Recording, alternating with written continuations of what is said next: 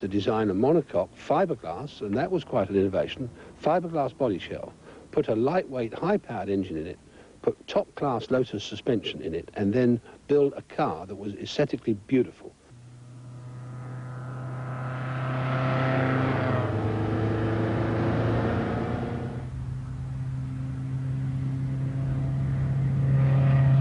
This car is a 1962 Lotus Elite.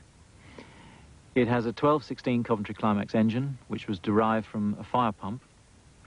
And in this state of tune, it delivers 95 brake horsepower, which gives it a top speed of approaching 125 miles an hour, 0 to 60 in 10 seconds, and 0 to 100 in just over 20. The car only weighs 10 3/4 hundredweight, and it was revolutionary in its day. Colin Chapman thought the way to go was to produce a Grand Tourer, if you like, a closed coupe, something that people could remain warm and dry. And he was fascinated by this new material called GRP, glass reinforced plastic. As it turned out, it was extremely complicated to do, and 57 different molds make up this particular car. There is no chassis, and only 2 pieces of steel are in this structure, hence the lightweight. And the Lotus Elite is still a most beautiful car to behold from any angle. There's not an ugly way to look at it. Whether you look down on it from above, you lie down on the pavement and look at it, you photograph it from any angle, I defy you to find an ugly angle. The car was an amazing success. You have to think back at the time when it was penned in '57, the first cars were delivered towards the end of 1958. You had the choice of an MGA or a TR3, big, heavy, ponderous cars. And here you had this amazing, delicate little vehicle that if you sneezed, you ended up in the ditch. Nobody in the motoring public or press at that time were prepared for this amazing razor-sharp steering and, of course, lightning brakes. Lotus marketing has always been fairly simple. Right from the start, perhaps when Colin Chapman had very little money, he wouldn't want to market through advertising, taking space in magazines, producing expensive brochures. When they were more successful and perhaps had the money to market, they didn't need to. Their racing successes provided the advertising, and Chapman, I think, traditionally didn't provide materials, resources, archives. He wasn't concerned with that sort of thing. Certainly early Lotus material is very factual. It gives a simple picture, simple specifications and text. If you wanted a Lotus, you had the common sense to work out what pedigree it had got, the common sense to work out that it was fast. You weren't told anything in Lotus material, and you certainly weren't impressed by Lotus material. You were impressed by Lotus cars. Driving an Elite today, where we're all cocooned in completely hush-hush Vauxhall Cavaliers and the like, this is mind-blowingly noisy. As it doesn't have a separate chassis, the little cabin area acts as a sound box.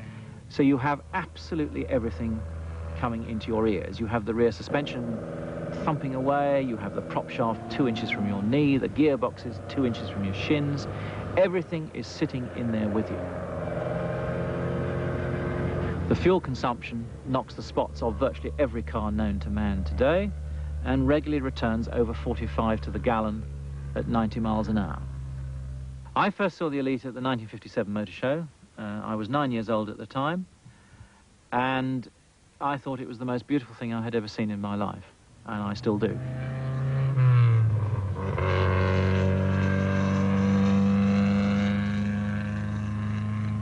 In the late 50s, the cars that Chapman was designing and building were still specifically to win races, and they were winning races. The company was getting into single-seater racing. The company was beginning to attract names like Innes Ireland and Graham Hill, both to work in the company and drive the cars. And all over the world, the name Lotus meant something. Almost every weekend, Lotus cars were winning the length and breadth of the world. At Hornsey, in 1957 onwards, they were building the Elite successfully. They were building racing cars for sale all over the world, and they were winning races. Team Lotus itself was establishing itself, knocking on the door of Formula One and winning other events. And of course, the Lotus 7 was paying the rent. Against this background of success, the company was ready to move forward. And more by accident than design, a new car was beginning to take shape that would be built at the new factory at Cheshunt, and this would really put Lotus on the map. This was excitement on four wheels.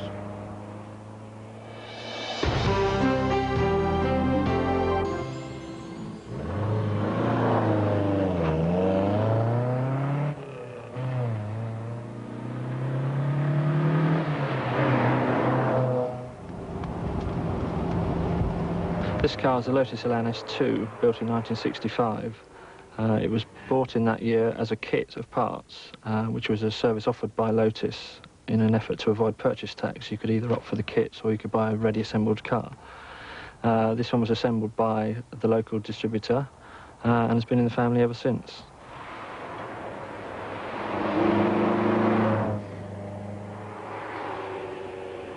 First ride in this car was obviously in 1965 when I was about 3.5 years old, and I can remember it vividly. It was at night. I presume it was the day that my father had just bought it, and he must have woken me up, taken me down into the car and took me up the road.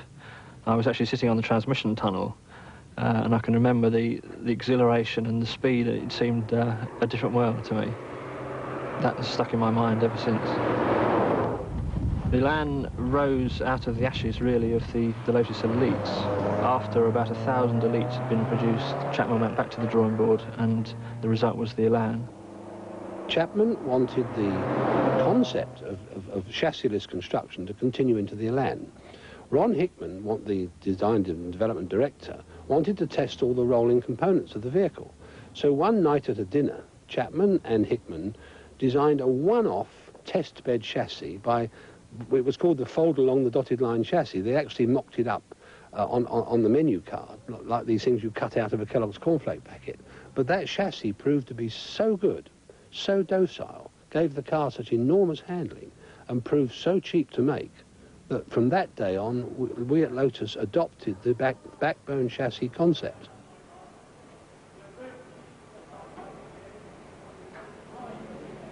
The Elan was the first car that Lotus produced that made any money, and it was very important, probably a milestone car in that respect. The Elite had been a sales disaster. The Elan really was an instant success. It proved reliable, comfortable. It was more refined to drive than the Elite. It was a car that was designed really for twisty A roads and B roads, and that's where it excels. It's comfortable too. That's a surprising factor, especially when you look inside the car and you see the seats, which are obviously an old-fashioned design, and they look thin and appear not to have much body to them. But I've driven the car for hours at a time, and I don't get any hint of backache at all. The driving position's good. It's the classic straight leg, straight arm position, and that's probably got a lot to do with it. It's an easy car to drive. It's an easy car to drive quite quickly. It's very forgiving. Because it holds the road so well, you often don't know how fast you're going, and that all-round drivability, I think, is what has made it so popular. It's the true classic British sports car.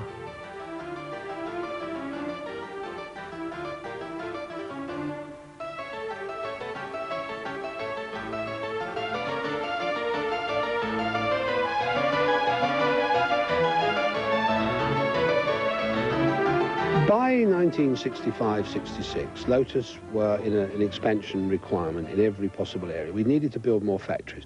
We couldn't get an industrial development certificate to expand in the existing location. And also we wanted a test track. We've been using the A10 for testing racing cars and road cars for years, and the residents and the police were getting a bit fed up. We were in a sort of unionised labour sandwich with Luton just up the road and Dagenham just down the road. Both make manufacturing cars. And of course our employees knew what was being paid on the production lines and the overtime, and we couldn't meet those figures. And we'd also lose labour to Dagenham and Vauxhall when they really were recruiting heavily.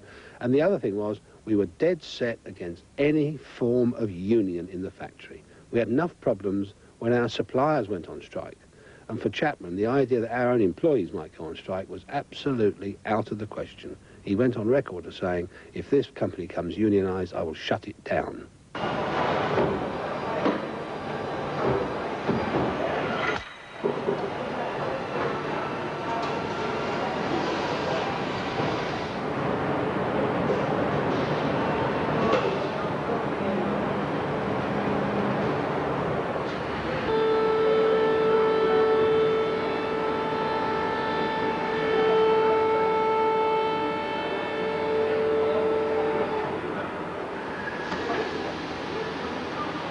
Lotus styling had been done in-house with using consultants like John Frayling, but it was Collins' final decision and Collins' aesthetic eye that decided the styling and set the standard, which was always very high. The first break away from that was when Giugiaro in Italy offered to do a body design on the Europa, and that of course became the Esprit and opened up a whole new era of design for Lotus and a big move upmarket. Less cars, bigger engines, higher prices.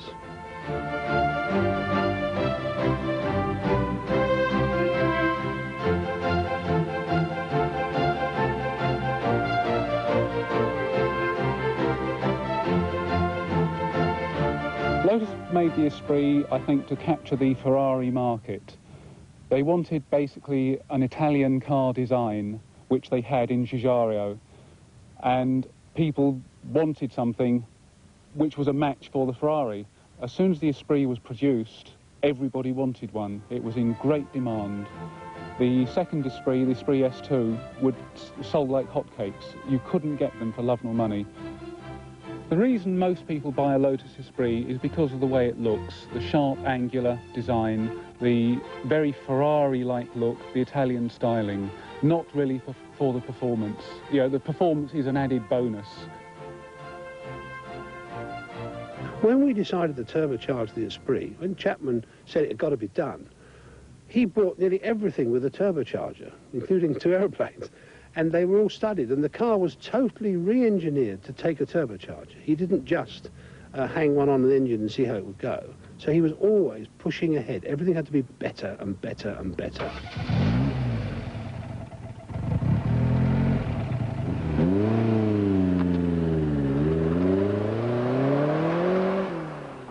It's a very exciting car to drive, superb handling. With the HC engine, it's a very quick car. There's very little on the road that will accelerate as quickly as this. The handling is superb in wet or dry conditions.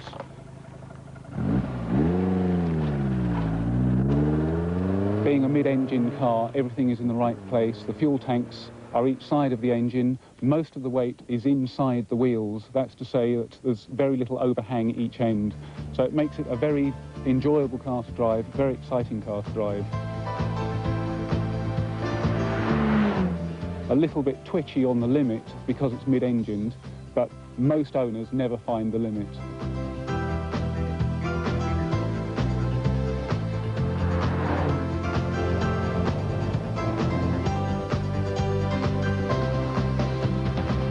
The Lotus Esprit lifted Lotus onto another plane. Suddenly, they lost their kit car image.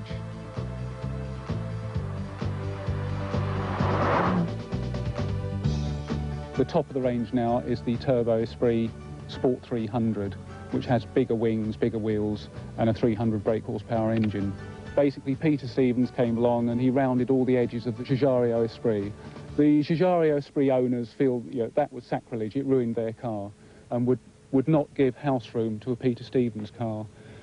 The same can be said for Peter Stevens designed owned cars. They feel the Esprit Giugiaro is dated and looks old-fashioned. In the cutthroat competition of the supercar or semi-supercar market, you had to produce materials that, in a pile by the armchair, could compete with the other sports car manufacturers, the TVRs or even the Jaguars, the Mercedes sports cars, so that your Lotus material became more significant.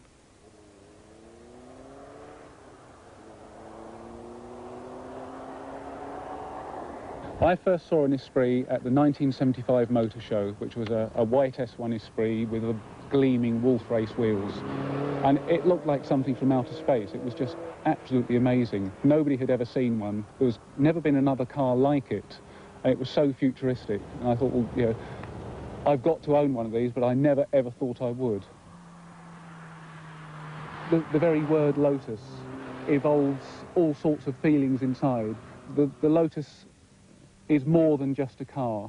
It's a hobby. It's great fun to drive. For me, it's my whole life. You know, everything I do is all around Lotus cars. From the mid-70s, the British motor industry was having a very bad time indeed. In fact, all luxury markets were really badly hit, and Lotus were particularly badly hit. I wouldn't say the quality of the product was particularly good, so of course you missed out on brand loyalty. Not many Lotus buyers were selling a car and buying another one. So that was a problem. Chapman was not doing well in Grand Prix racing, and as that was his #1 love, it's possible that too much time was being devoted to trying to recover the reputation of the racing team. And the company put out 1 or 2 bad balance sheets at that time. Being a public company by then, of course, that was very important. The company had problems with financing. Lotus did have financing problems. Chapman's brilliantly innovative twin-chassis Grand Prix car was banned by the FIA. The DeLorean business had gone sour. Chapman was under colossal stress. And he came home in December 1982 from a sad meeting in Paris and died. When Chapman died in 1982, it was a devastating blow for the company because he was such an inspirational leader to the company and to all the people in the company and to our customers worldwide that we all were rocked back on our feet, and we just wondered which way the company was going to go. And it took quite a long time for the spirit of Lotus to really get back up again and get the company back going full speed.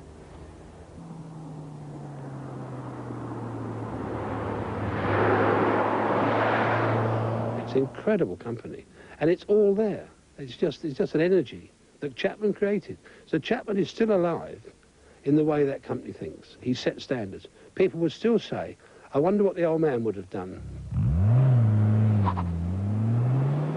In the next year or two, we're going to introduce 2 new cars, the first of which is going to be a very small, very lightweight, very exciting sports car that's going to showcase a whole lot of new technology.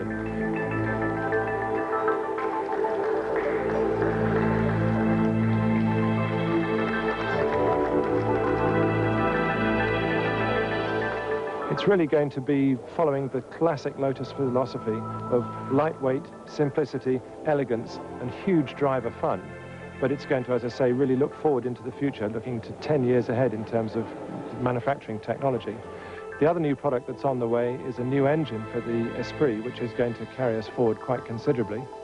Colin Chapman was passionate about cars, passionate about engineering, and passionate about competition. He wanted to be the best in motorsport. He wanted to produce the most exciting sports cars that the world had ever seen. And I like to think that the people that we've got here today and the visions that we've got for the future will see us doing exactly those things.